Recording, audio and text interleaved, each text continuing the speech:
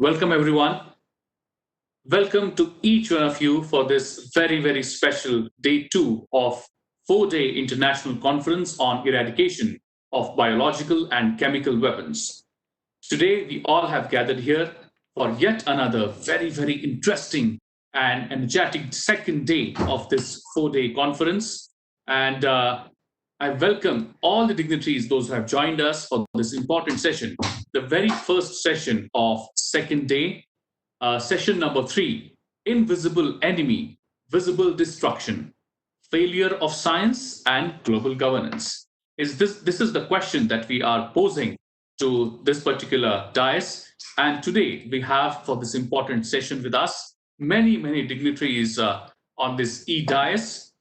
We have with us today for this particular session, Honorable Shri Shashank ji, the former Foreign Secretary of India.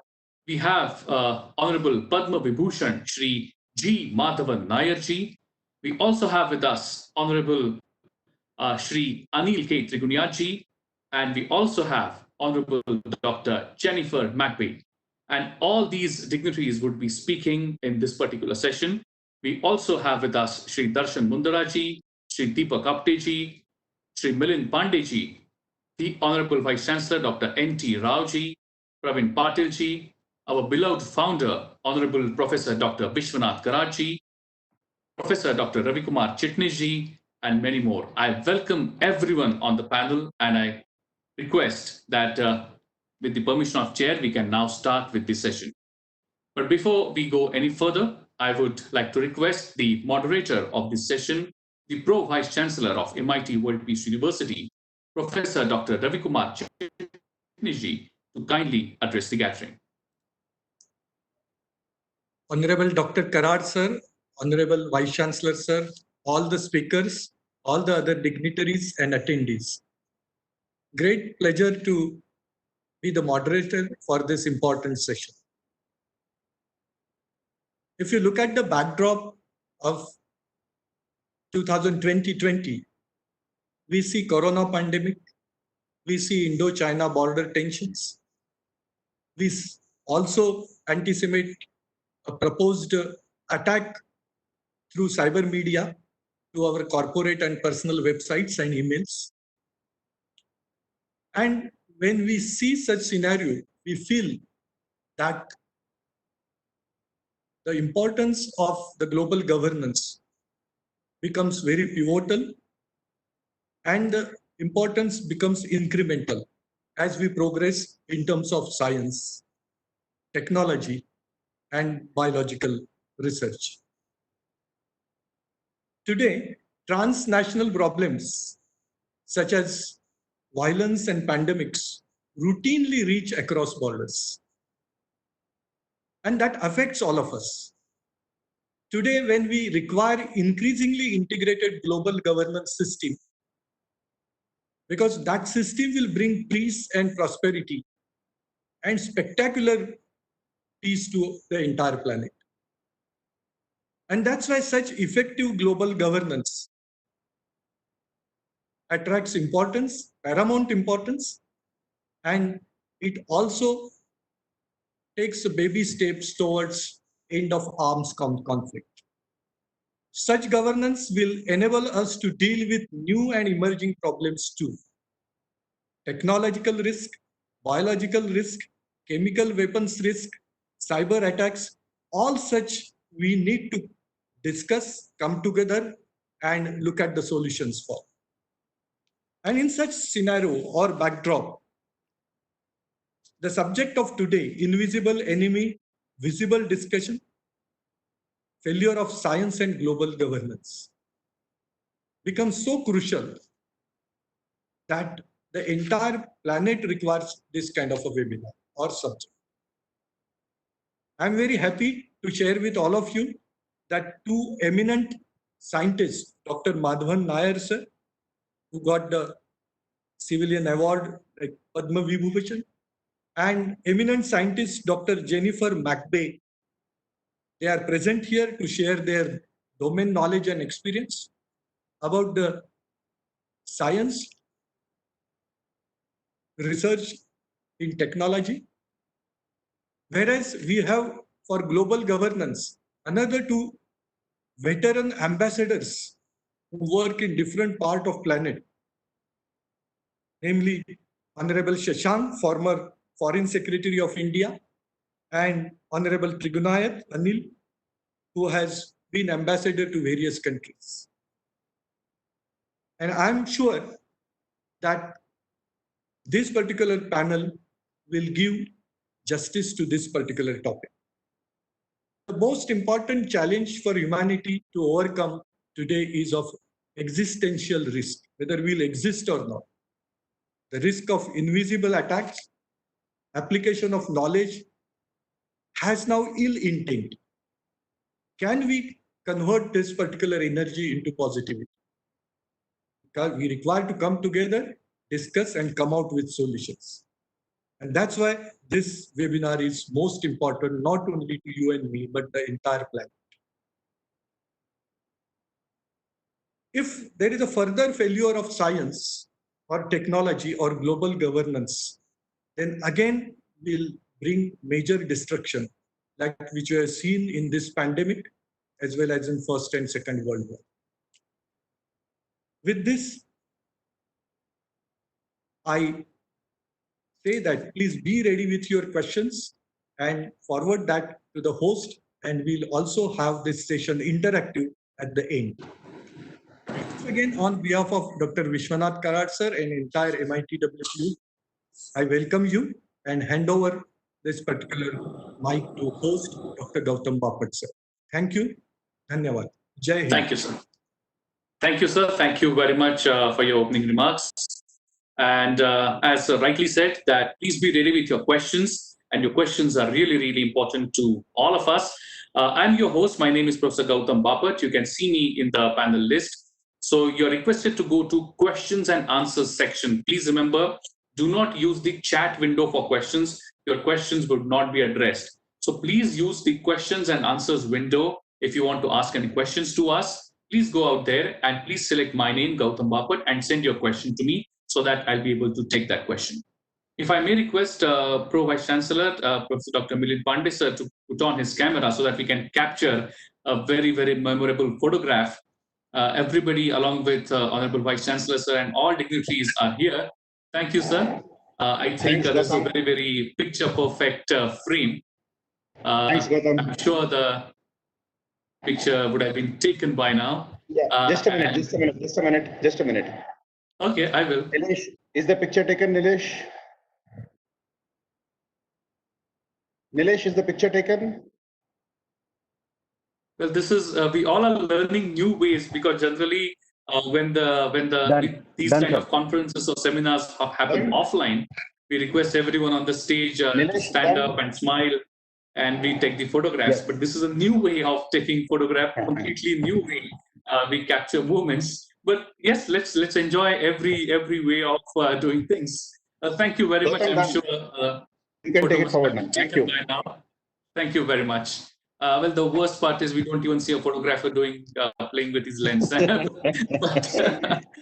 but yeah, sure. Yes. So let's move ahead. And as Professor Dr. R.N. Chitnis sir discussed in his opening remark, it is for all of us to understand the real meaning of this topic today, and for which I'm sure my technical team has a small film ready. So with this, I would like to request my technical team if they could please relay that film for all of us.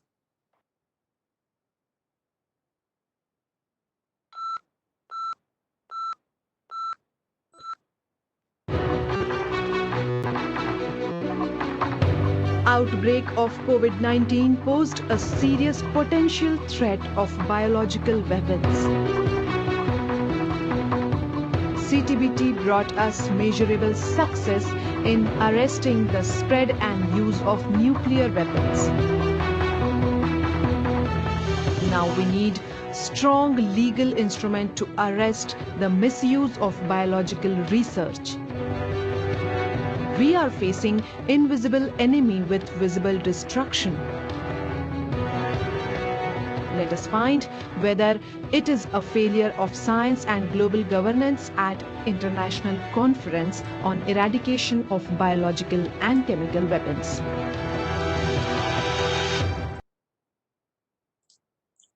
true, as very rightly said in the video, that is it exactly the failure of global governance, or somewhere all of us as a society we have failed? So let us try to understand, get into the details of this topic.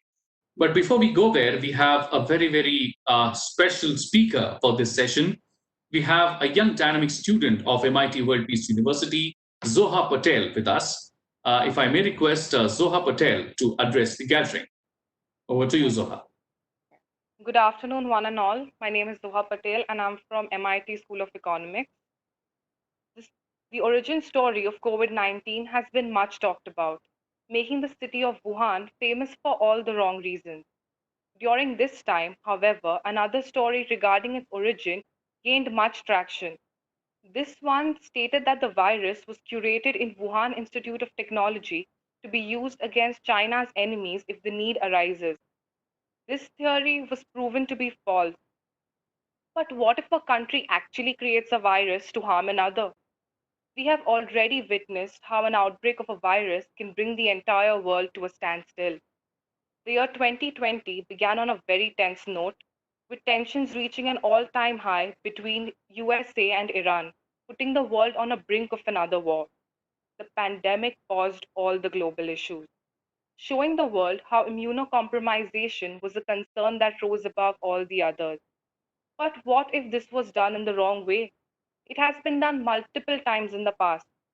The British using anthrax for testing during World War II is a well-known incident. When we think of war, our common perception is mass destruction and people covered in blood and ashes. A bio-war would be an unimaginable scenario.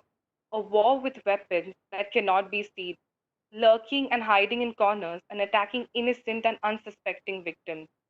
Weapons that attack all with an equal malice. Extreme destruction to life with zero destruction to property. A bio-war would destroy the essence of a country, its people.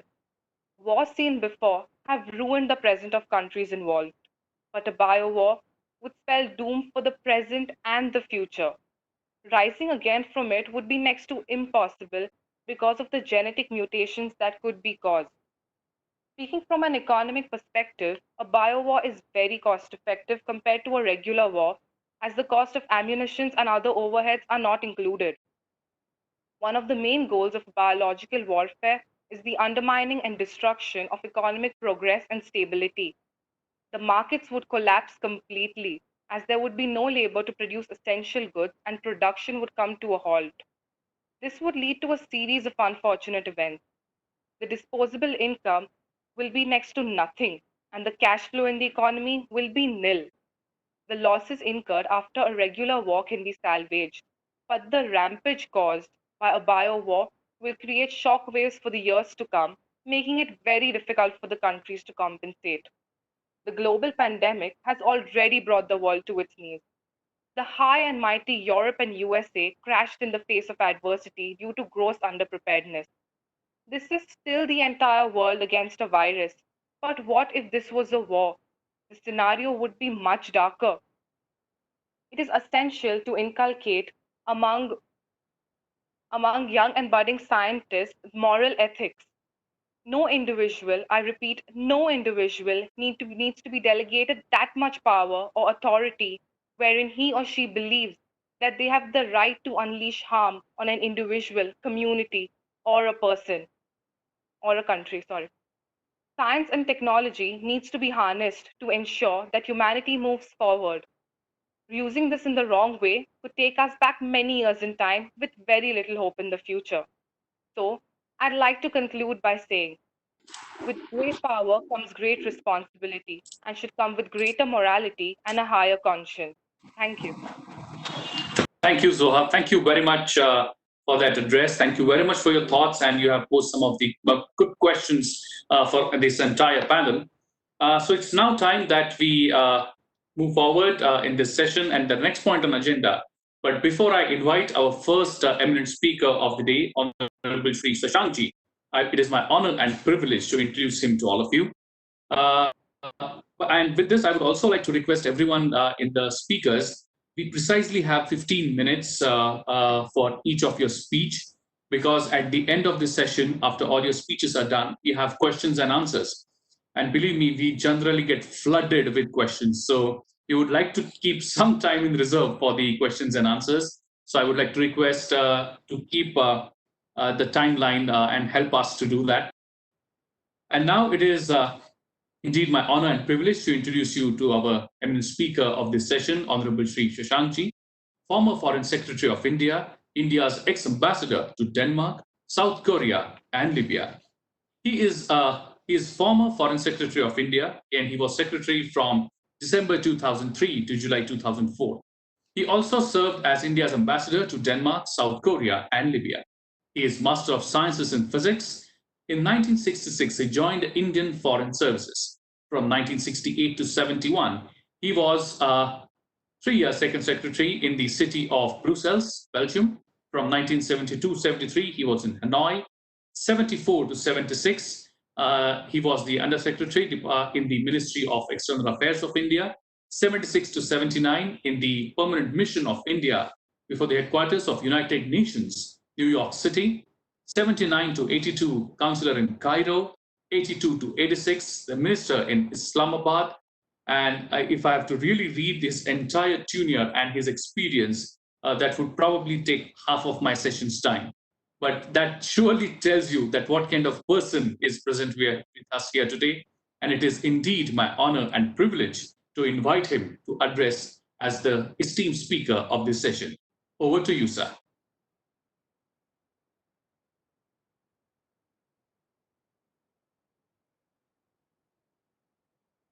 Shashank.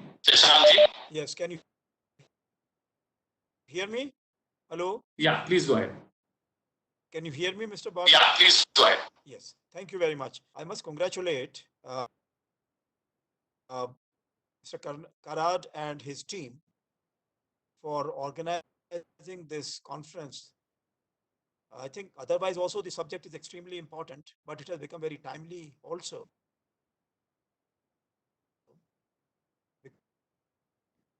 Because of the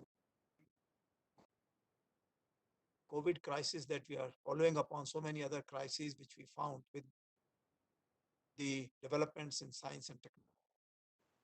Would be listening to the very famous scientists, and I'm really looking forward. In the meantime, since I can speak about the global governance, what I would say that there are two aspects of global governance. One is that after each big war, we have tried to set up institutions to organize affairs of the world by setting up some international organizations so that people all over the world can firstly have a sense of participation, sense of fulfillment, and at the same time, they try to have some kind of rules and norms of global governance to follow. So after the First World War, since we had the League of Nations, which failed because they're a small country, big country, or even minor problem, minor territorial aggression would become a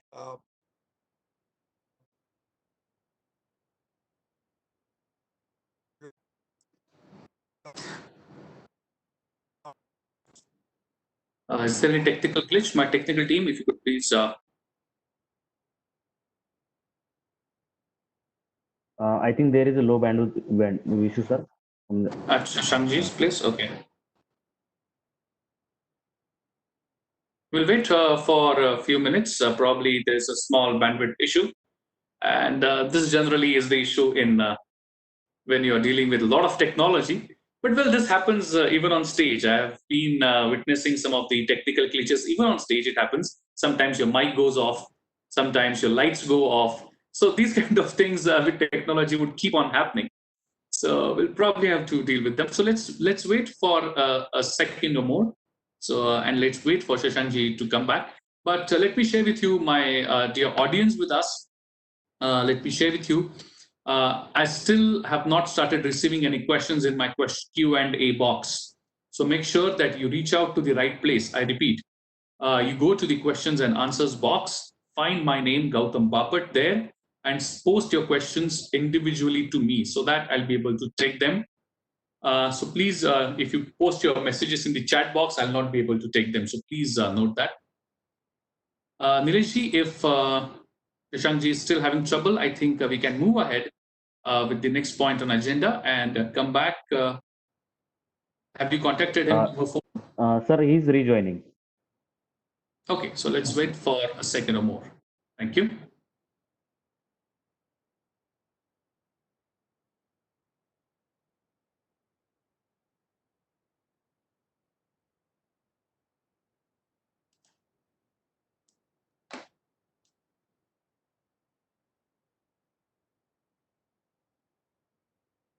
Baper sir, we can go ahead for the next Yeah, I speaker. think that is a better option. Yeah, I think please. let's move ahead, because these technological hurdles would keep coming, and definitely once he's back with us, we can definitely request him to join us back. So thank you. So with this little technical glitch, I'm sure that everyone in the audience would also understand this is something beyond our control. So let's move ahead, and the next person whom I'm going to invite to speak from this for this session in this session is the person who's. Let me be very clear in the beginning itself that I'm introducing him to all of you just for the sake of formality, because everyone in this country knows him. Everyone in this country knows his work, knows his name. So introducing him is just a mere formality. So let me take the privilege of that formality and introduce all of you to Padma Vibhushan, Honorable Dr. G. Madhavan Nair ji, former chairman of ISRO, secretary to the Department of Space, Government of India, and chairman of Space Commission. Dr. G. Madhavan Nair ji was born on 31st of October 1943, was the former chairman of Indian Space Research Organization and secretary to the Department of Space, Government of India. He has also been the chairman of the Space Commission and chairman of the governing body of the Antrix Corporation, Bangalore.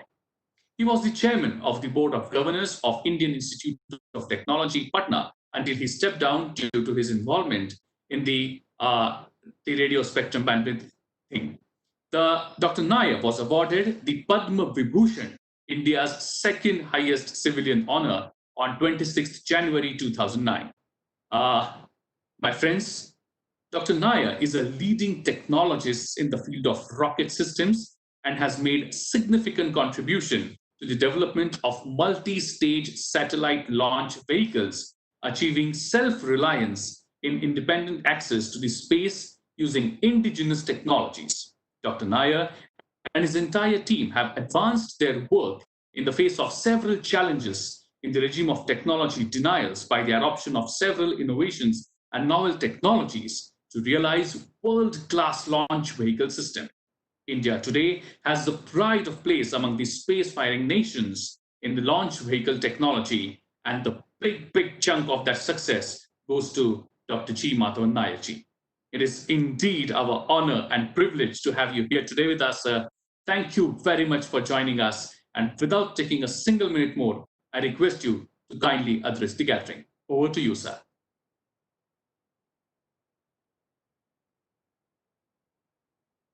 Can you hear me? Yes, sir. Please go ahead. Okay, thank you for the nice words of introduction. Professor Vishwanath Karanji, other fellow panelists and participants. It's indeed my privilege to be amongst this august gathering and talk something about the invisible enemy and visible destruction. Of course, we are referring to the COVID-19 pandemic, which is really playing havoc all over the world. I was introduced as the specialist in the rocket science, and using a rocket to kill a virus is an overdoing the job. So perhaps I will not attempt that. But let me share some of my thoughts on this occasion. The first of all, let me make it clear.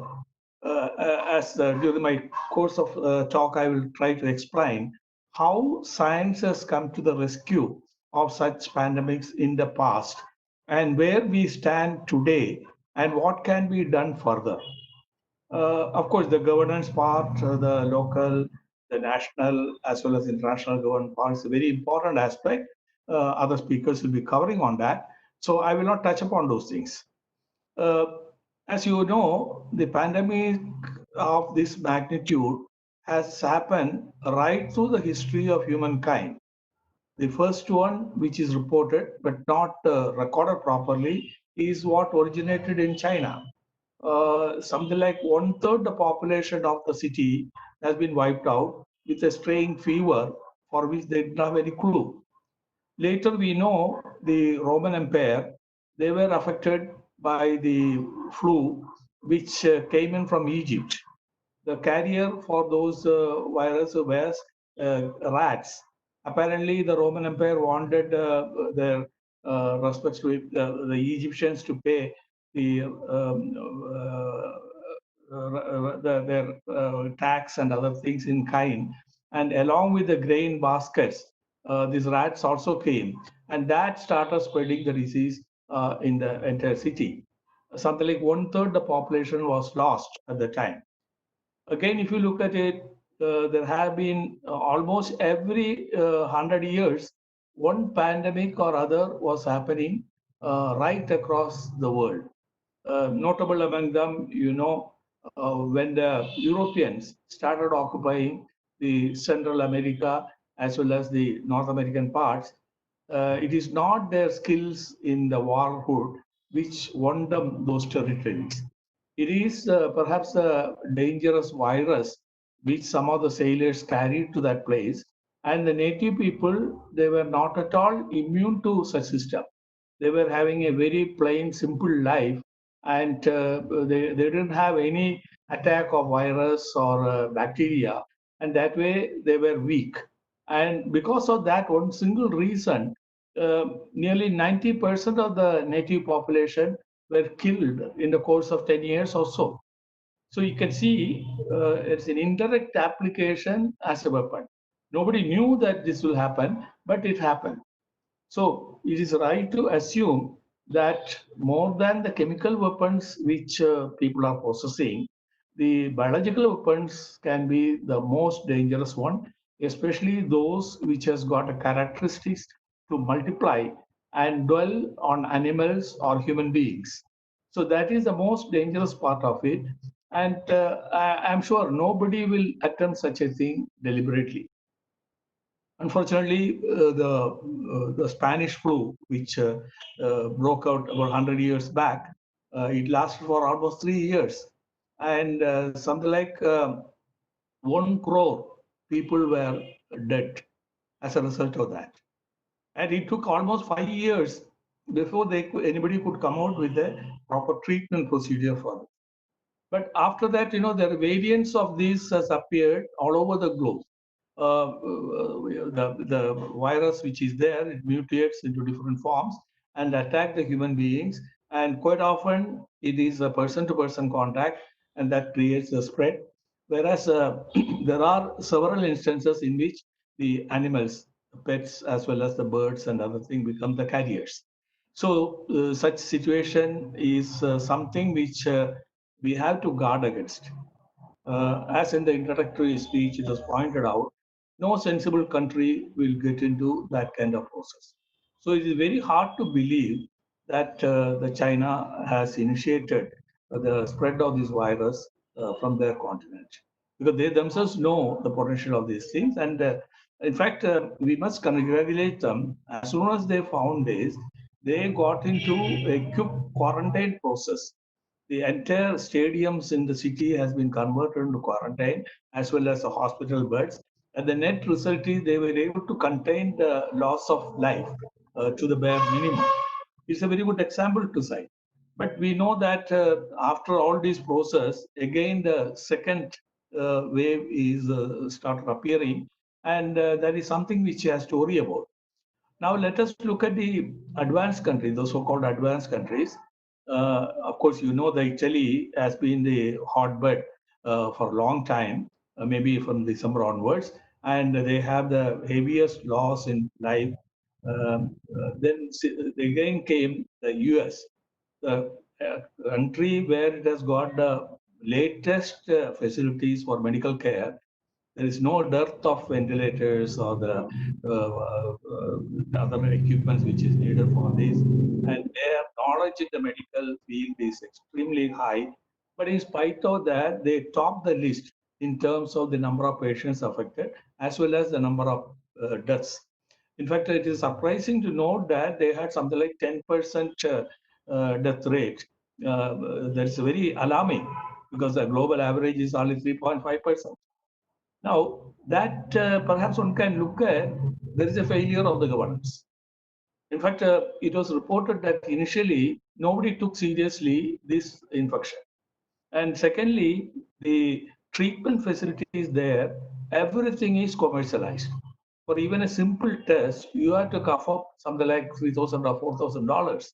And poor people there cannot afford. Why poor people? Even an average person cannot afford even that test, leave alone the hospitalization. Hospitalization call for all kinds of insurance formalities, etc., to be completed. By the time those formalities are completed, the patient will become a critical. So we can see that there is a total failure of management of the health system in a country like US.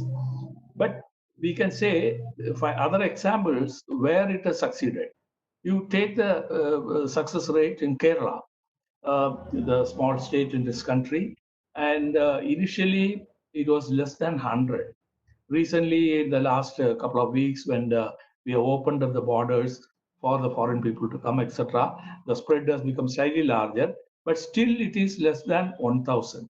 The credit goes to the public health service. This is something which was started in the Maharaja's regime as a social service. Nobody need pay for any medical service those days, and he has established good facilities for treatment of small ailments as well as the serious issues. And also, he encouraged use of vaccination and so many things nearly 100 years back. That tradition is being continued even today. The healthcare system is managed by the government by and large. Of course, there are private players today, maybe about 30% of the facilities are owned by the private players. But this COVID treatment, government has taken on itself. They have invested in the hospital beds as well as the treatment procedure. And I must tell you, it goes to the credit of the health workers here in the state that the recovery rate is the highest, in fact, much about 10 times better than the global average. So it shows that the absence of a good governance and presence of a good governance can make all the difference in this kind of scenario. Now let's see. In the past history, whenever such pandemics occur, they continue for several years before a cure is found. Of course, you know the vaccination which came into existence that builds up the body resistance and so on, and so many medicines which has come into the market. The success stories are in the malaria, the anti-flu injections which are being given, and again the cholera and other diseases, they are well under control. Tuberculosis has been totally eradicated, and so on. So, but it has taken 5 to 10 years time frame. Compared to that, I think scientists are doing a good job these days. You look at what happened since December to now, almost a span of 6 months. Initially, people were groping in the dark as to what is the cause and what is the effect on the human being and how such a fatality occur. It took some time to understand. But today, the phenomena is understood how the virus multiplied within the body and how it affects the bloodstream, and in turn, how it affects the internal organs and so on. So, naturally, once you find the cause, the remedy is very close. They tried some conventional medicine to start with. Now, there are a couple of people who have come out with sophisticated formulations which can be used for this purpose. So that's really a success story, I would say. But ultimate solution for this particular coronavirus is only a vaccine to be found out. Here, India has been doing in the past very well. In fact, conventional type of virals and bacteria and other things, resistant vaccines are built in the country and exported to nearly 100 countries in the world. So India has been supporting this. R&D efforts here also has been mounted in a big way, and the results are visible. But we had to go through a process of trials and validation. It may take maybe 5 or 6 months. By the time we will have a handle on it. But in all such research, the global cooperation is something what is needed. Today, India is one country, we are not bothered about the competition, commercialization, making money out of a severe incident like this. Whereas most of the Western countries, this is taken as a commercial opportunity and they exploit it. So that situation should change. This is something for the whole humankind. The concerned people have to join hands in a collaborative way. Then the results will be faster and we should be able to solve them. India government has done an extremely good step in doing the lockdown, though it is at the cost of economy. But Modi ji has really understood the situation and he has introduced the economic reforms parallelly. So we'll be able to spring back. Many of the economics specialists have told that we will be able to recover this blow very soon and back on the rails, and our growth rate will be positive before end of the year. So this is a very positive sign. So a good governance at national level, state level, and global level. Global governance, there are problems, regional separations, then the vested interests of the multinationals, and so on. All these complicated affairs. So perhaps that's one issue which needs to be addressed. But I pray that no, this kind of virus or bacteria will not fall on the wrong hands of the terrorists. And I'm sure we will have a bright future. Thank you. Thank you, sir. Thank you very much for your kind words. Thank you very much for enlightening us. Definitely, we would get back to you for many, many questions and answers. But before that, I just got an input that Honorable Shri Shashank ji is back with us. Sir, do we have you? Shashank ji? Can you hear Yes, me? sir. Please go ahead. Yeah, please go ahead. Yes.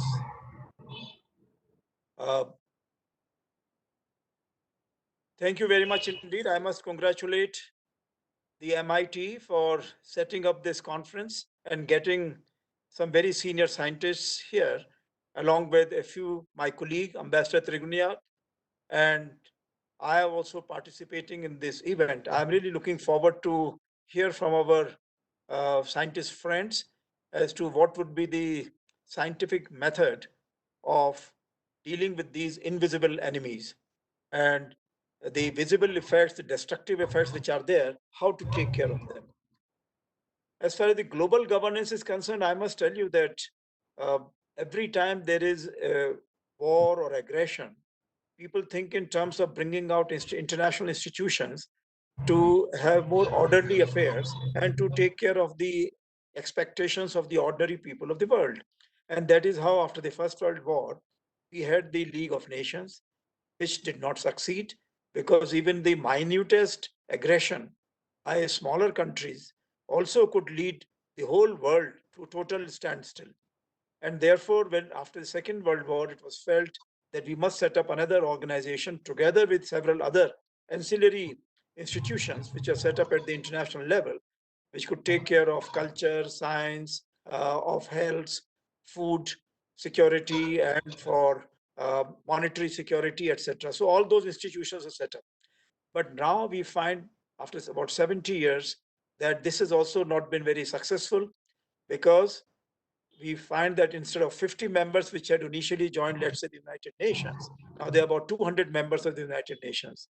And most of the members who are controlling the affairs in the UN are those which are directly not affected by the visible destructions. They may be causes of the invisible or visible uh, activities which are leading to destruction. So therefore, we have now seen that there are demands for reforming the international systems, whether it is the UN Security Council, whether it is the IMF, whether it's the World Bank, whether they are the institutions like WHO. Recently, even the Americans have said that they would withdraw from WHO because it's not an effective organization. So these are the kind of issues that if we are having rule-bound, norms-bound international institutions for global governance, ultimately what happens that we lose out the purpose of setting up these institutions, because everyone is trying to prove that he's in the right. He's following the rules and regulations and the articles of the charters of the various institutions. Most of the time is spent either in justifying one's activities or in blaming the others for the wrongful done. So therefore, we have to now think of an alternative method. And COVID is, I think, is one area which has now brought us face to face with the reality once again. After every 100 years or so, we have been facing various pandemics. And this time, which it has come, we are, of course, trying to put pressure on the Wuhan people to tell us, and the Chinese people, what were the main source.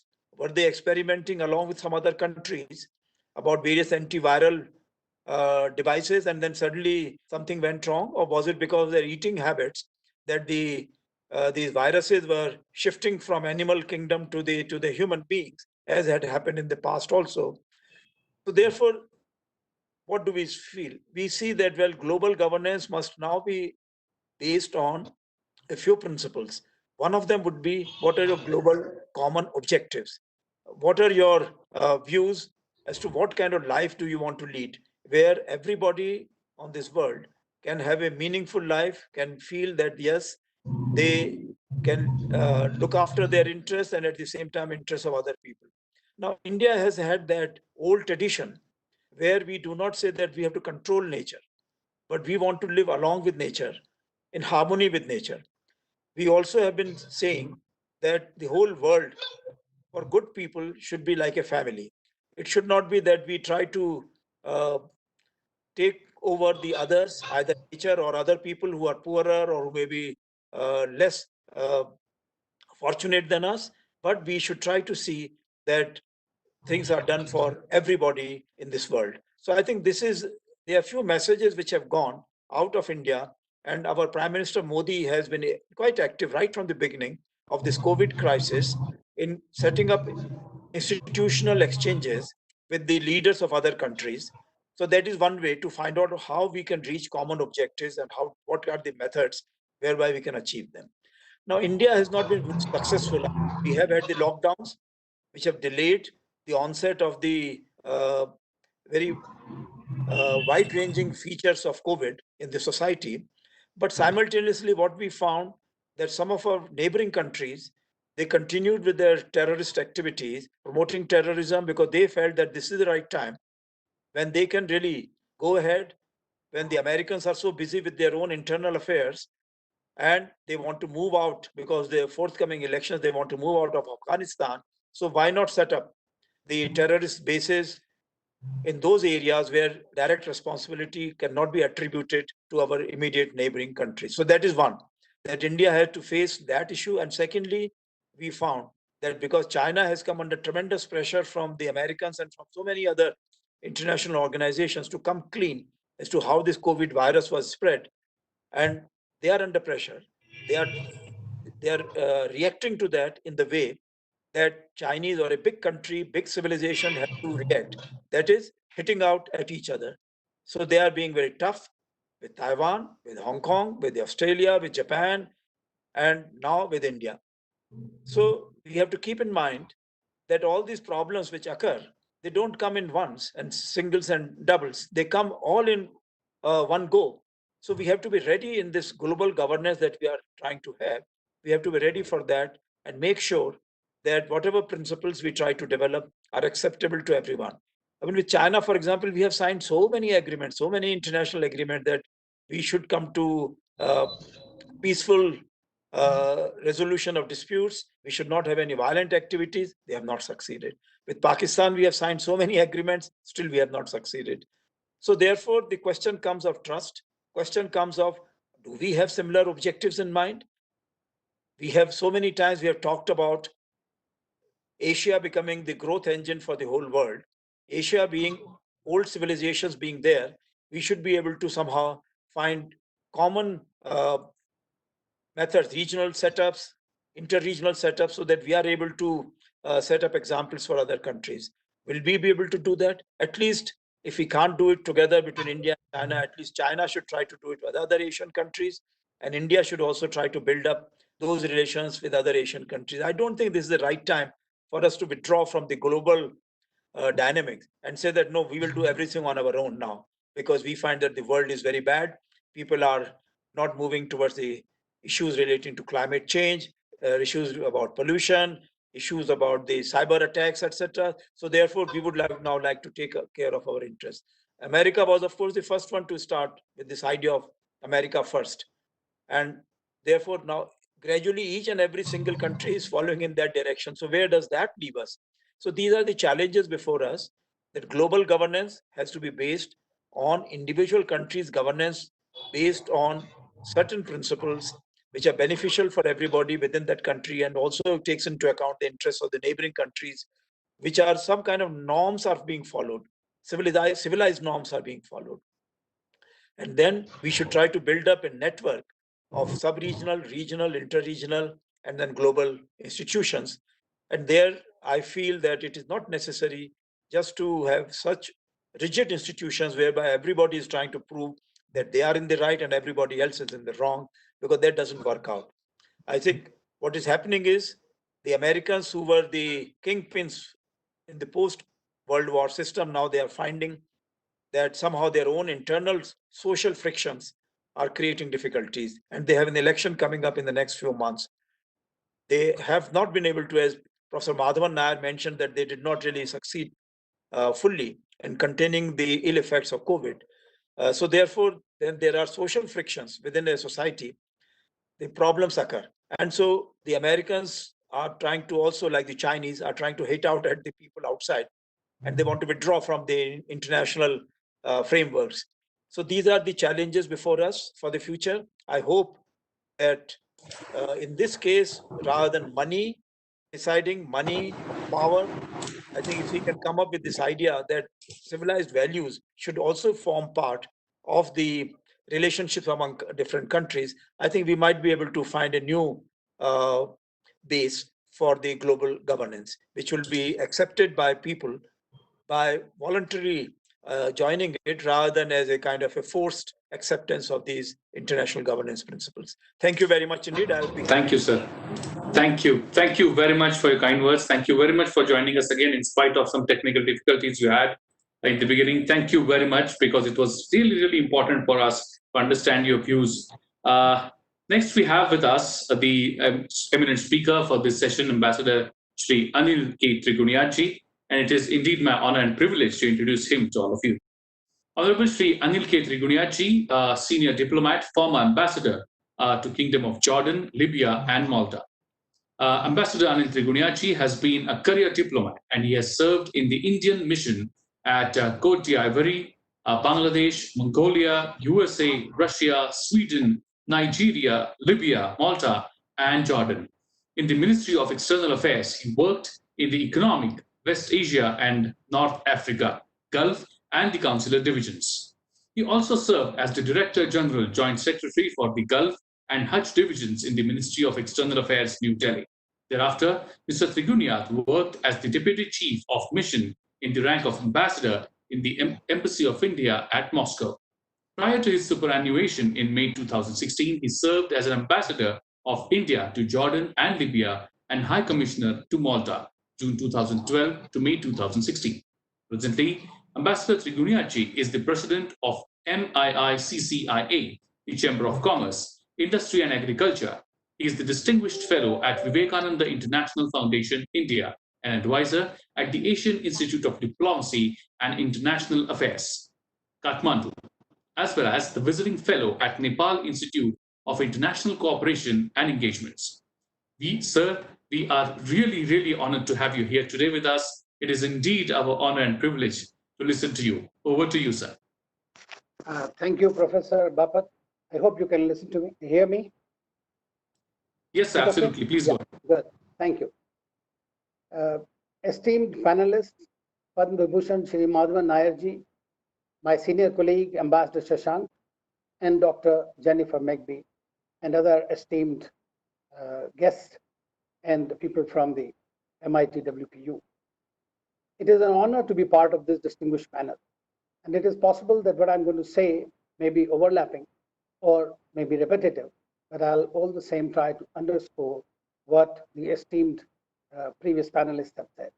I would like to express my gratitude to esteemed Professor Karaji and Mr. Rahul Karar for this kind invitation to me to share my thoughts on this very timely issue, as the world has been afflicted by this corona pandemic that is continuing to take its toll on the human lives and has made all the countries dysfunctional and economies virtually at a standstill. This appears to be the phenomenon of destruction that visits us nearly at an interval of a century. But nothing seems to have changed, and despite all the scientific progress, we seem to be as helpless as ever.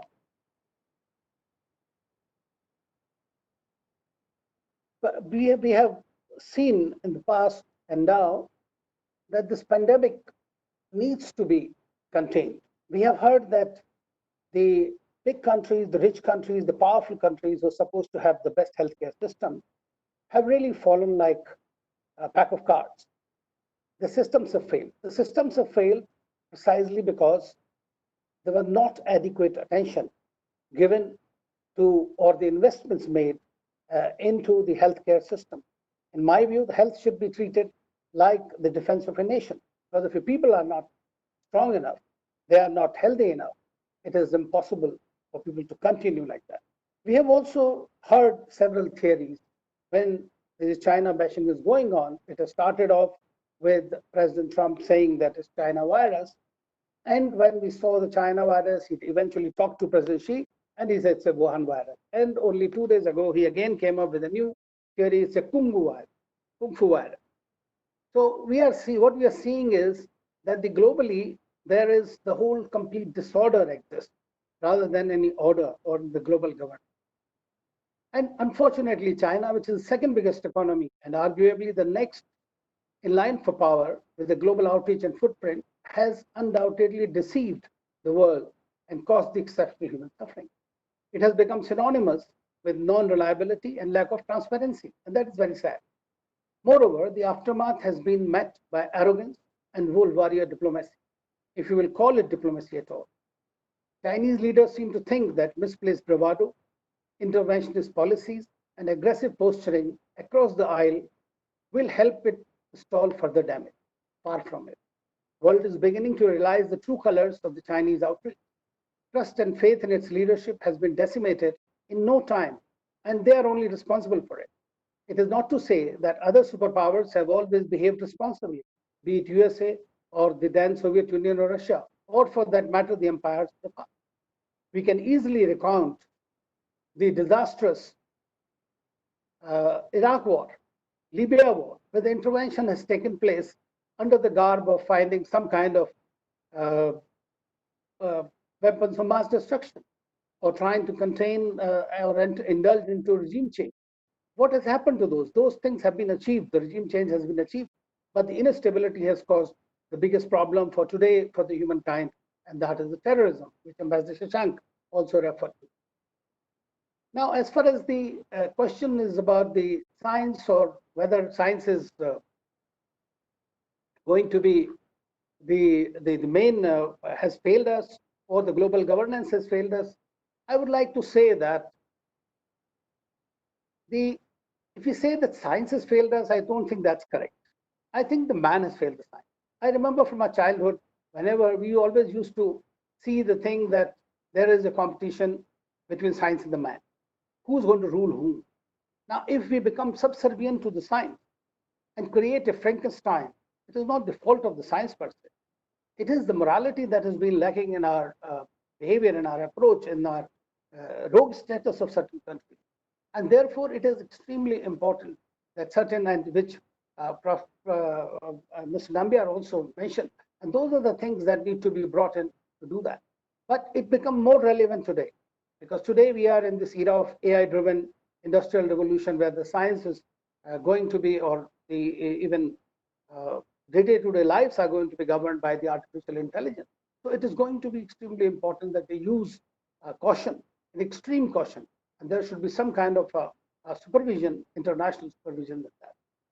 Similarly, we have seen that over time, international convergences that used to exist, because we have seen that several organizations have come up they have been undermined by those who are supposed to be its upholders. Agreements have been loopholed, and multiple multilateral organizations, including WHO, World Health Organization, World Trade Organization, United Nations, which are an intrinsic part of the global governance, they have been systematically compromised unless they faithfully serve as the instruments of their foreign policy of the big country. Hence, there is a crying need for a viable alternative, or at least the approach, if the accused players continue to remain as important.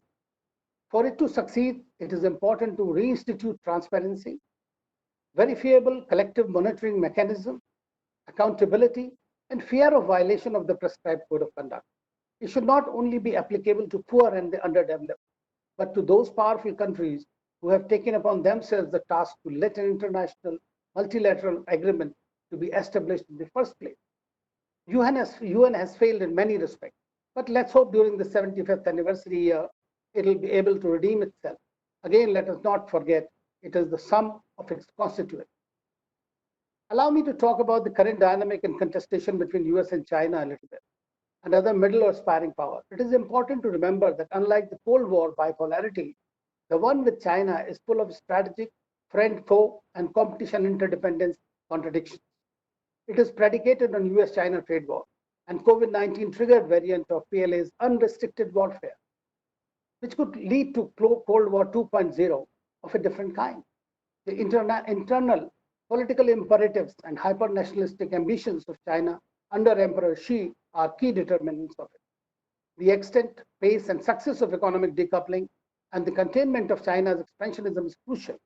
If a US-China modus vivendi eludes long enough and Europe joins in, it could herald decades of contestation between them for military and economic power, ideological and political influence for shaping the 21st century world order.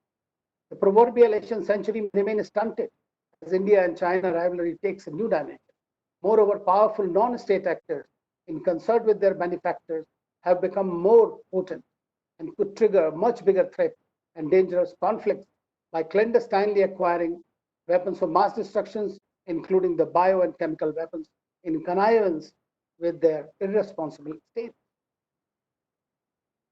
In India nowadays, we are hearing the clarion calls of self-reliance and boycott Chinese products, etc. And nothing wrong with that. But let us remember that economy will probably be the single most factor to decide the global leadership yet again in the 21st century. China has outstripped the US as a premier trading nation with huge trade surpluses and has become a global manufacturing hub, driving regional and global supply chains. With a GDP of over $14 trillion, it is 5 times that of ours. It ranks third in voting power after US and Japan in the World Bank and other Bretton Woods institutions. With its inclusion in the SDR basket of IMF, the RMB has become an important international currency. China's foreign exchange reserves of US dollar 3.3 trillion, of which it has about 1.1 trillion of US debt, provides it further leverage. It has started creating its own institutions like AIB.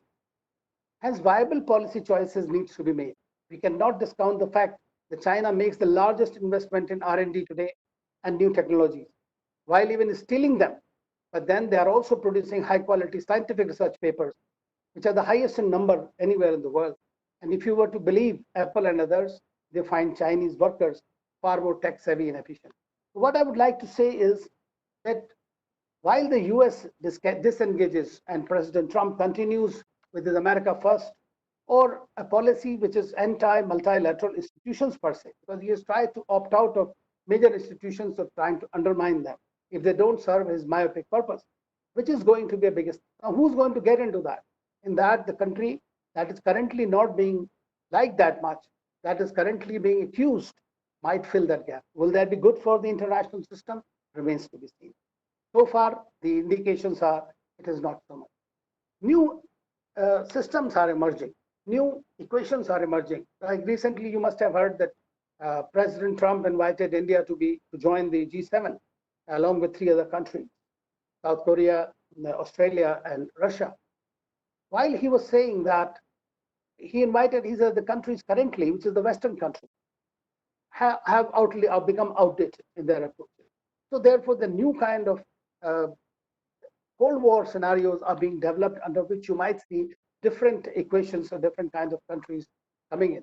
India, I would say, as I was mentioned earlier, that India has been trying its best through its soft power diplomacy, through its heritage of Vasudhaiva Kutumbakam.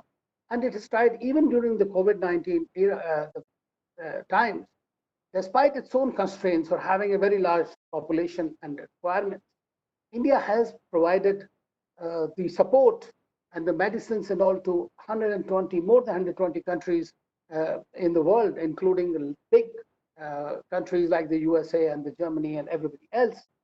In fact, if you remember, the Brazilian president even called it Sanjeevani Booty when we had sent it, and praised Prime Minister Modi about that. This is extremely important, that to create that kind of an aura about you, that is a genuine affection for the country, that gives you the moral authority to propose something new that is going to be valued by everyone else. And you will not find too many people. We will always have a Pakistan or a China or someone else opposing it, but we'll always have. Likewise, in the SARC, Prime Minister Modi himself started this meeting again, which was almost a moribund organization, and created a SARC fund. India gave about $10 million for the COVID fund for SARC countries. Then for the G20, he tried to go ahead and do it. Similarly, like the Gavi, which is the International Vaccine Alliance, we became part of it. Now this year, as the United Nations celebrates 75th anniversary, fortunately, India has become a non-permanent member of this organization for the year 21-22, and which is going to be an extremely important time for us, where we can advocate moderation, dialogue, and rule of law.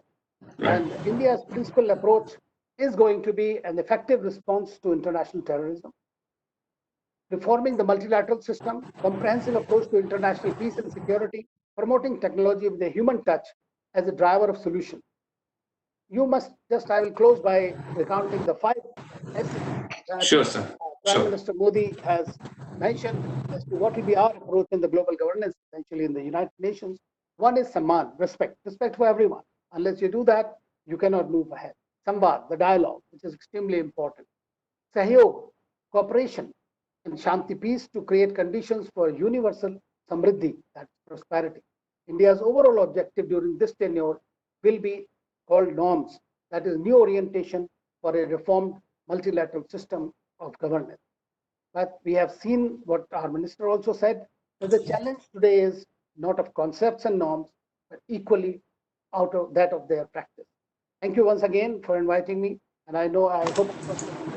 Thank you. No, sir, definitely. It's just that I always want to take more and more questions, because there are many in the audience, those who would like to ask questions. But thank you very much, sir, for taking time out. And I request you all to be there till our questions and answers. It is now indeed my honor and privilege to introduce you to the next eminent speaker of this session, Honorable Dr. Jennifer McBay, the Senior Fellow for International Security, Federation of American Scientists, FAS. Madam Jennifer McBay is a Fellow for International Security at FAS. Ms. McBay has worked on international security, non-proliferation, and arms control issue at the Center for Strategic and International Studies, the Comprehensive Nuclear Test Ban Treaty Organization, the Conference on Disarmament, and the United Nations. As a Fellow of CSIS, she has led the projects on US-UK Nuclear Cooperation, Asian Trilateral Nuclear Dialogue, 21st Century Nuclear Issue, and the CTBT, and has worked on the Strengthening the Global Partnership, European Trilateral Nuclear Dialogues, Reduction of US Forces in Europe, among others. Previously, she was responsible for the negotiations on the CTBT in the CD, as well as the group of scientific experts that designated the core monitoring system of the treaty. She managed to implement the verification mark at the CTBTO at Vienna. Madam McBay served as the Secretary of the Biological Weapons Conventions Review Conference, the United Nations Special Commission on Iraq, the Convention on Environmental Modifications Techniques Review Conference. Madam, the person having such kind of experience and coming to us and being part of this particular convention is really a very proud moment for all of us. Thank you very much for joining. Let me share with you, everyone in the audience. It is, if I'm not wrong, somewhere around 5 a.m. She is in the United States, Washington, D.C., and it is 5 a.m. there. And she has joined us right, all the way from there. We have, I'm happy to share with you to be part of this important convention. We also have participation from probably across the globe. We have if I'm not wrong, Case Sitaram and Dr. Lakshmi, all the way from Tokyo, Japan, also with us. And it is indeed our honor and privilege that you all are here with us. Without taking a single more minute, I hand over the control to you, ma'am. Over to you. Well, thank you so very much for your kind introduction. I assume you can hear me, sir. Absolutely, loud and clear, ma'am. Please go ahead. Very good. Greetings from Washington, D.C., where it is indeed very early in the morning. I'm so pleased to talk to all of you from here. I would first like to thank Dr. Karad and Dr. Jain, as well as all the team there and the moderator, MIT WPU, for inviting me to be on this very important panel. It's too bad we can't be together, but you are, although you're very far away, this modern technology Zooms us together. So people around the world are alarmed by the new pandemic of the coronavirus, COVID-19, that is even now still spreading dangerously from person to person in many places around the globe. I'm not looking at my PowerPoints, but maybe you could advance to number 2, please. As you know, COVID-19 symptoms can range from mild or no symptoms to severe illness and all too often death, not just among older people, I should remind you. And when I checked a few days ago, India had thousands of cases, just like here in the US, we have many more. I don't need to tell you the numbers, I'm sure you know, and the numbers are going up, like here in the US. India, unfortunately, ranks 4th in the world for the virus after Brazil, the US, and Russia. So this is a very scary time. And as your conference organizer wrote to me, the debate on coronavirus being man-made vis-a-vis a natural phenomenon will continue. But it does highlight the core issue of our inability to cope with any horrifying pandemic at this scale. It has also brought to the fore, unlike ever before, the need for international cooperation on all fronts. And I'm going to talk to you about that soon. The coronavirus is believed to have been transmitted from animal to human at a wet market in Wuhan, China. And as we've heard, some people believe that it is a virus that escaped from the Wuhan Institute of Virology.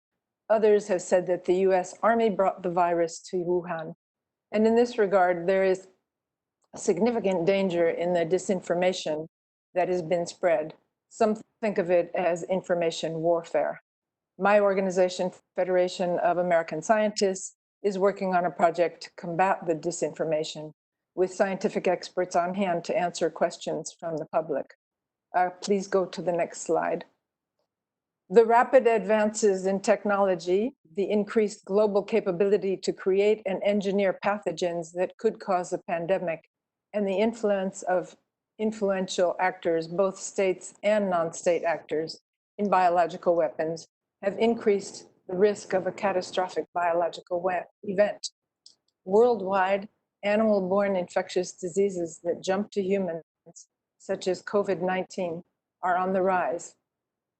An outbreak that begins in a remote village such as Manfuete in Congo can reach major cities on any continent in less than 36 hours, blossoming into a global crisis. And so the dramatic advances in biological and the life sciences can offer many improvements in medicine, agriculture, and other areas. For example, new gene editing techniques. I'm sorry, could you progress to slide 4, which shows a picture of an Ebola patient? And then slide 5, which shows patients who have smallpox and anthrax. And I could now talk about new gene editing methods such as CRISPR have significant biosecurity implications, which can be put to good use as well as bad. Please, the slide that shows CRISPR, that's slide 6. Scientists have learned how to harness CRISPR technology in the lab to make precise changes in the genes of organisms as diverse as fruit flies, fish, and even human cells. This tool can enhance understanding of infectious diseases, disease mechanisms, and in treatment of genetic disorders. Such tools might be used, for example, to control insect pests that spread disease and damage crops. However, policymakers are concerned that the low cost and increased availability of such techniques could lead individuals or non-state actors with limited knowledge of safety and security precautions to produce an enhanced pathogen to inflict harm on civilian populations. It would be extremely difficult, if not impossible, to know where it came from. Further, there have been warnings that terrorist groups like ISIS and violent transnational groups could gain access to biological agents or deadly diseases like Ebola, which killed thousands in Congo and other countries, or Zika, and use them to create weapons of mass destruction.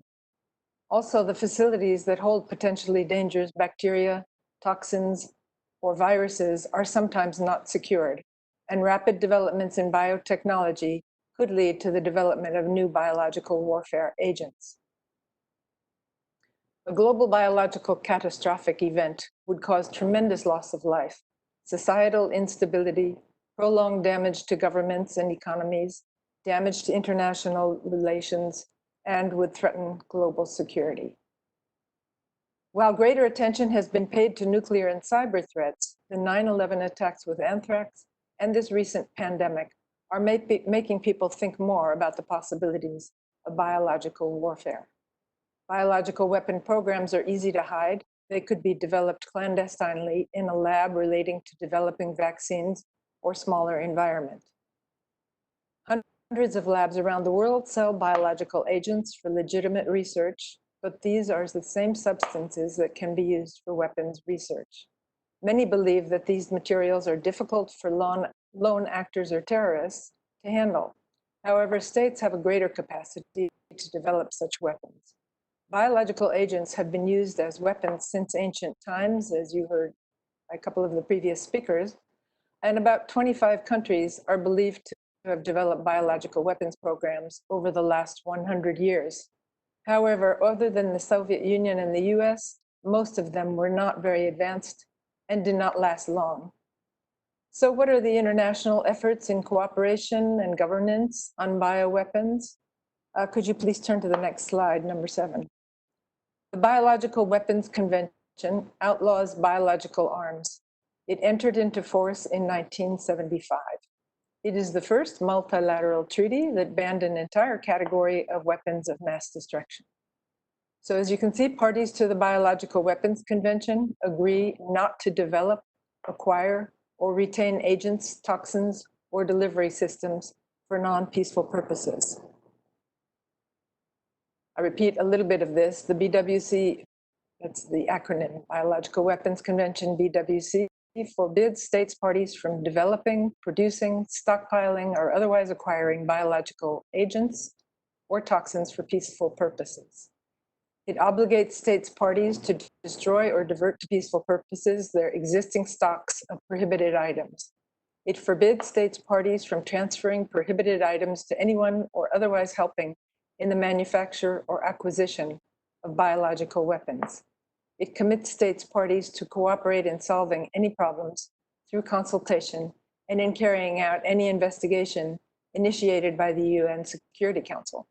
It commits states parties to provide assistance to others that have been attacked using biological weapons. And importantly, it protects the rights of states parties to exchange equipment, materials, and scientific and technological information for peaceful purposes in order to enhance their economic and technological development. So the treaty has been successful in building a broad agreement that the life sciences should only be used for benign purposes and constructing a strong norm against the use of disease as a means of warfare. Please go to the next slide, number 8. With 183 states parties, membership in the BWC is not yet universal, yet no state claims that biological weapons are a legitimate means of national defense. Even countries that are thought to be pushing biological weapons, such as the DPRK, do not propose that they have a right to use those weapons or that biological weapons are a valid means of strategic deterrence. So as you can see, there are 10 states that have not signed the convention, 4 states that have signed but not ratified. Tanzania is the most recent one that has ratified. It was on that list that had signed but recently ratified. Although North Korea has ratified the convention, experts believe that it has a stockpile of biological as well as nuclear and chemical weapons. Thus, BWC is not a universal convention. However, a number of countries joined in recent years, and many parties that have not enacted necessary legislation to implement the treaty's provisions nationally are working on those efforts. And the agreement is seen as a strong obstacle to the development and use of biological weapons. So there have been a number of instances of countries claiming that others have violated the terms of the convention, such as Russia, Cuba, Iran, Libya, and the US. In a 2017 report on compliance with the BWC, the United States indicated that Russia had outstanding compliance issues with the BWC, and Russia has claimed more recently that the US has violated the convention at a biolab funded by the US in Georgia. This leads me to the point that there is no formal verification regime to monitor compliance with the Biological Weapons Convention. The treaty regime mandates that states parties consult with one another and cooperate bilaterally or multilaterally to solve compliance concerns. It also allows states parties to lodge a complaint with the UN Security Council if they believe that other member states are violating the convention. The Security Council can investigate complaints, but this power has never been invoked. As you likely know, the Security Council voting rights give the permanent 5 nations, China, France, Russia, the United Kingdom, and the United States, veto power over Security Council decisions, including those of conduct, to conduct BWC investigations. And by the way, congratulations to India for becoming a non-permanent member. This is very, very exciting news for India. States parties tried to negotiate a verification protocol beginning in the 1990s, but this effort ended in 2001 when the United States rejected it. Many non-aligned countries in particular still call for the negotiations on a verification protocol to continue. Please go to the next slide, slide number 9. Ma'am, I'm sorry to interrupt, but we have almost 20 questions I have received. I'm sure I will be able to... I will be done very soon. I'll be done very soon. Thank you. The scientific experts from the states parties hold yearly meetings to consider issues such as biosafety and biosecurity, code of conduct, and advances in science and technology. The states parties then gather towards the end of the year to consider the results from these expert meetings, and every 5 years they hold a review conference to review each article of the convention. You can go to the next slide quickly. The next meeting of experts is scheduled to be held the end of August, but it is not clear if that will take place because of COVID concerns. This would be the first opportunity for states parties to discuss the coronavirus, so it will be unfortunate if the meeting can't take place. And although the BWC does not have a dedicated organization like the IAEA or the OPCW to monitor implementation, it has these review conferences and these meetings of experts and a very small staff in Geneva. So in this regard, I'm almost finished. I just wanted to note that India has played an active role in the BWC. Recently, Ambassador Amandeep Gill served as chairman of the meeting of states parties in 2018, and India has submitted a number of very useful working papers, including one in cooperation with the US a few years ago. So the BWC seemed to be critical to international efforts to address the proliferation of weapons of mass destruction and the threat posed by biological weapons, whether from governments or non-state actors. Thank you very much.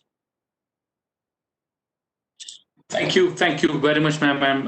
Thank you very much, everyone in the speaker panel. Thank you very much for putting your views. We are really, really honored to have you here today. And now it's time, quickly, I would like to take all the questions.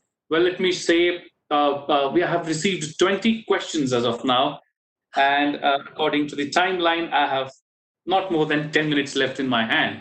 So I'll not be able to take them all, but definitely few questions I would definitely love to take. The first question is coming to Jennifer, ma'am. Ma'am, the question is for you.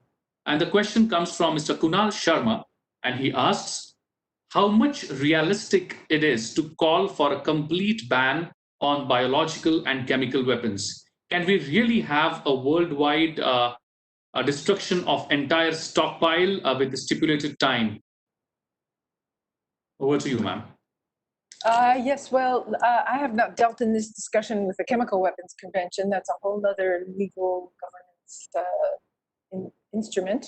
They have made tremendous progress and have basically succeeded in destroying almost all chemical weapons, especially from the US and Russia. I think the US is not quite finished, but almost.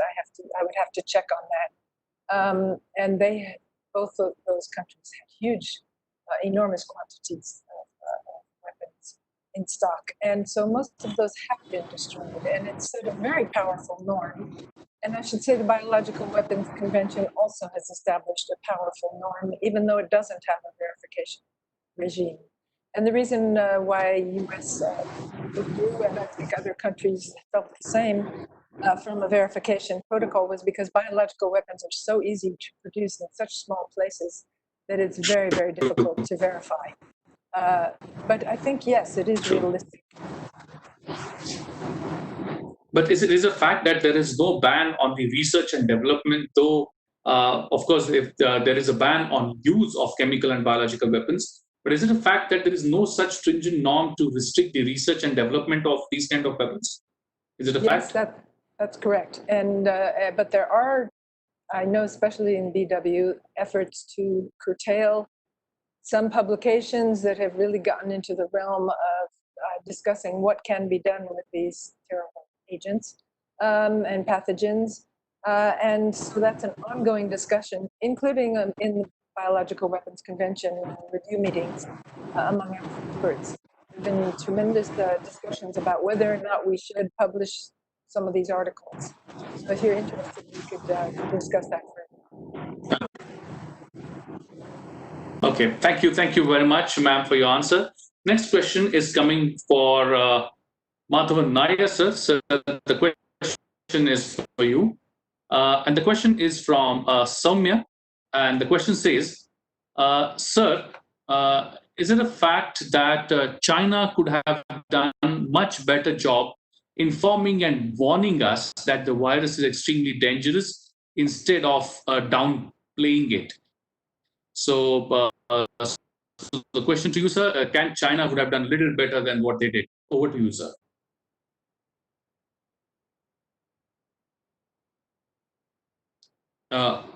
Am I audible?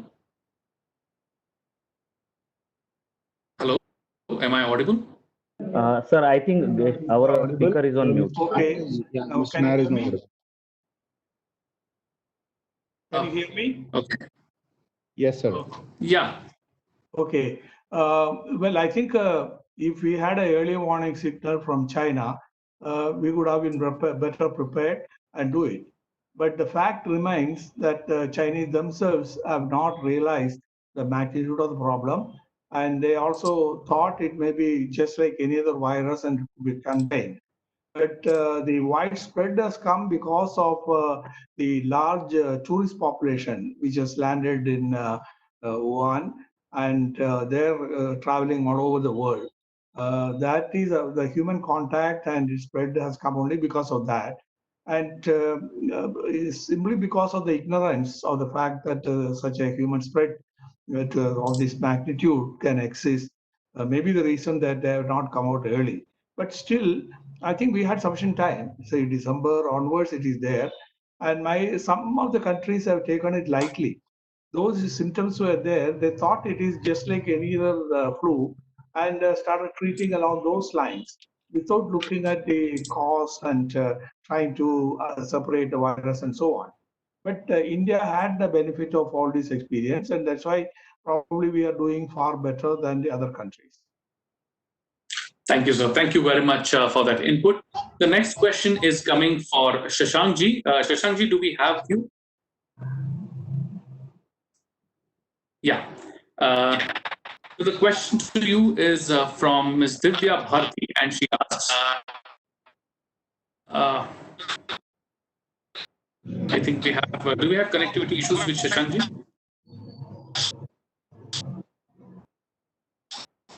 Technical team? Sir, I think sir have logged in from two devices. If they logged out. Three devices. Oh, I can see 3 devices. Okay, I think there will be some issue. Okay, I think Trigunayat would also be able to answer the question. Yeah. Sir, the question is, are we human beings responsible for all these diseases and pandemics because of our international movements?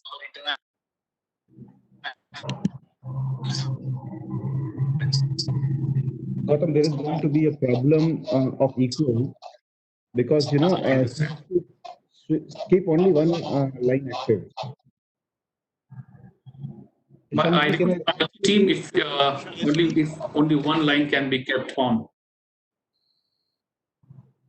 And the other line should be muted if he wants to speak.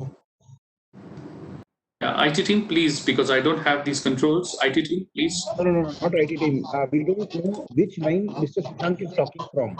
So that line he should keep active. Other line he should remove. Because I understand. Yeah, but I can't do it from my side actually. No, we have to request. Only one line can be kept. I can't do it from my side actually. It's echoing a lot.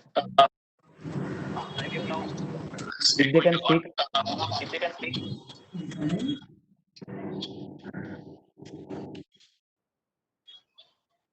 Some Basarji, if you could please put on mute some of the devices from multiple logins. Nilesh, can you call up and speak to Mr. Shashank right away? He has muted one. Very good. Yeah, great. Okay. Now if he speaks, you should be able to hear. Yeah. Trigunayat, can I repeat the question for you? Trigunayat, yeah, can I repeat the question for you? Now they have logged in other devices. Now if they can unmute, I think there will be no issue now. It's all right. It's all right. Yeah. It's all right. Anyways, the time is running out from my hands. I have less than 4 minutes left. So I'll take this quick last question for Trigunayat and I'll move ahead. Sir, Anil Trigunayat, the question is for you. Do we humans are actually responsible for all these diseases and pandemics? Well, as you know that, yes, in fact, the human is the worst animal, despite the intelligence it has been given. But everywhere, now can you tell me that Brazil, for example, had very few cases in the beginning. And today it is number 1 because they refuse to recognize it as some kind of a pandemic. So that is the problem. So when we do not take precautions, while doing scientific research, when we do not read the warnings that are coming our way, there have been, this coronavirus is not the first virus in its life. We had the SARS, we had Zika, we had other viruses. So there is always a warning. I mean, nature warns you. Secondly, we are always creating some kind of a disequilibrium in our universe.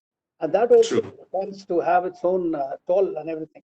The leaders often, I mean, President Trump, for example, used to recognize this as a major problem. And when it went out of hand, because of the elections, he's looking at something very irresponsible, just blaming China all the time. And then Madhavan said, you cannot do like that. So I would say that it is the humans. And of course, humans have to learn how to live with it. But to say that these kind of viruses exist and this has happened ever since. Now, there will always be a certain conflict with certain viruses, and that will be there. But it is for the humans to grow up in their intelligence and find the ways to live with it and to contain it.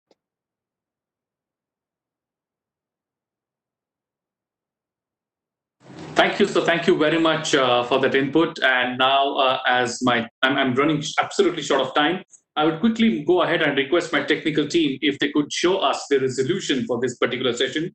Meanwhile, let me share with everyone in the panel that this has been the tradition of this conference, that we pose a question to everyone in the audience and we try and understand from them that what exactly is their view on this particular topic. So here comes the resolution. After I read the resolution, my friends, you will see a polling, you can say, window on your screen where you'd be able to respond to this particular resolution through yes or no. So let me read the resolution for you. We, the participants at the International Conference on Eradication of Biological and Chemical Weapons, demand to the United Nations should create a body under WHO on the lines of the Organization for the Prohibition of Chemical Weapons, OPCW, to investigate, monitor, and destroy any activities related to the biowarfare. An annual submission of the compliance report must be made mandatory for each state party to the 1972 Biological Weapons Convention, BWC. So this is what we are trying to understand from all of you. So your voting lines will be up soon. Gautam, let me please come in for a minute, and my apologies. Can we request Senior Sir Karad Sir is there, if he can just speak for 2 minutes and help us conclude, so that then we can do the resolution after that. Sure, fine. I request if Honorable Founder, Professor Dr. Vishwanath Karad Sir, if he could please say a few words and address the gathering. Over to you, sir.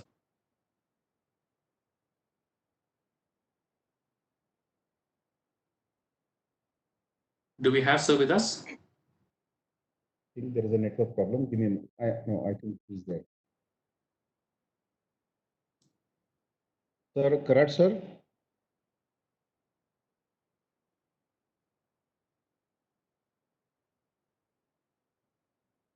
Karad Sir, can we have you, sir, please? I think, sir, there is some bandwidth issue. I can see the triangle in the corner. Yeah, he's calling this.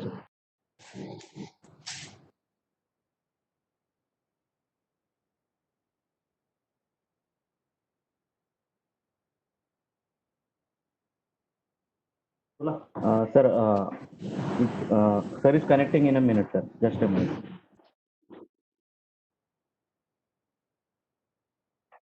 Pravinji, you're on mute. We could not hear you.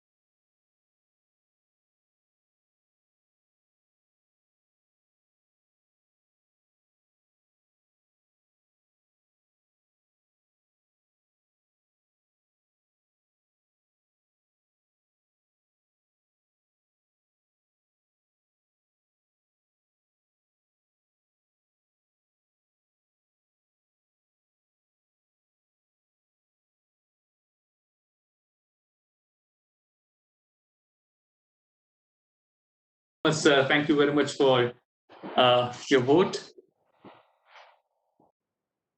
Okay, last few seconds.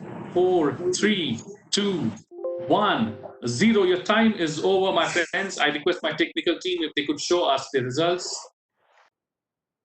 If we can see the results, please. Oh, great.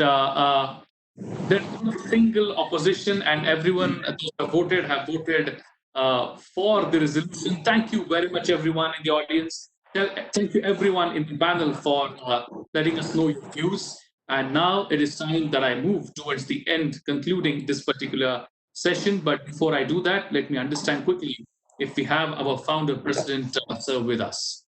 Yes. So, Yes, Gautam has joined.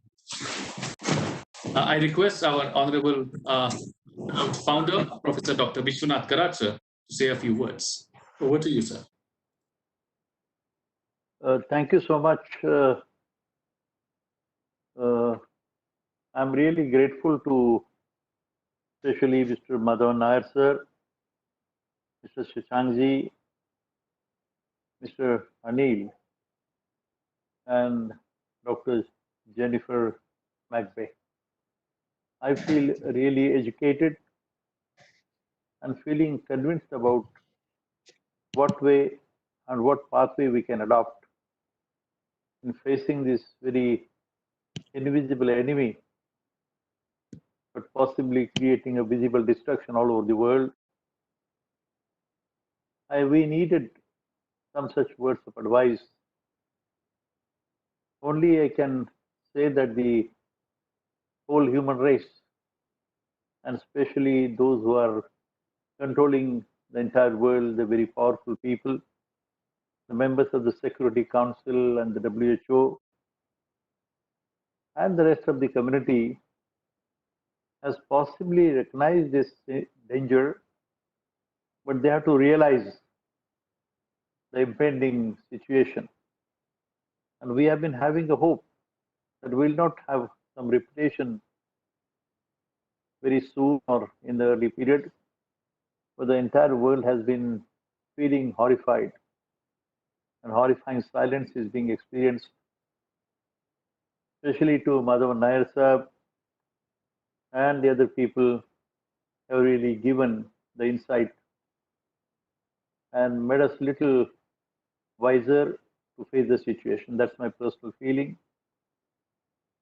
This very subject has been very, very important for the human race. Possibly, as I have been always saying, that in the whole known human history, some such situations have arisen before, but this coronavirus or COVID-19 has given a very horrifying signal to the whole human race.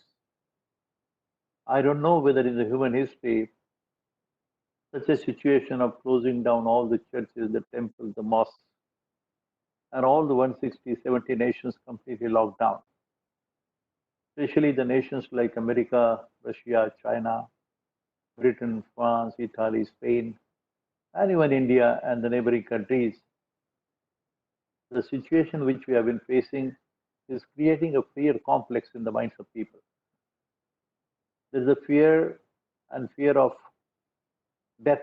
That word is very typical, but psychologically, the mind is under tremendous tension.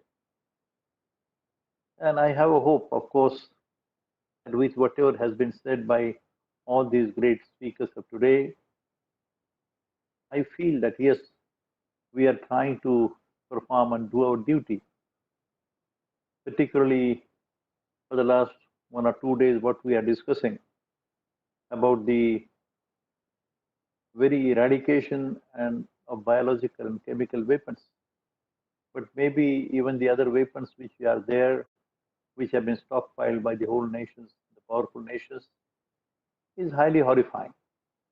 And the human race is not expecting the leaders of the global community who are very powerful to take up such issues and have a rat race or a bad game of creating horrifying weapons.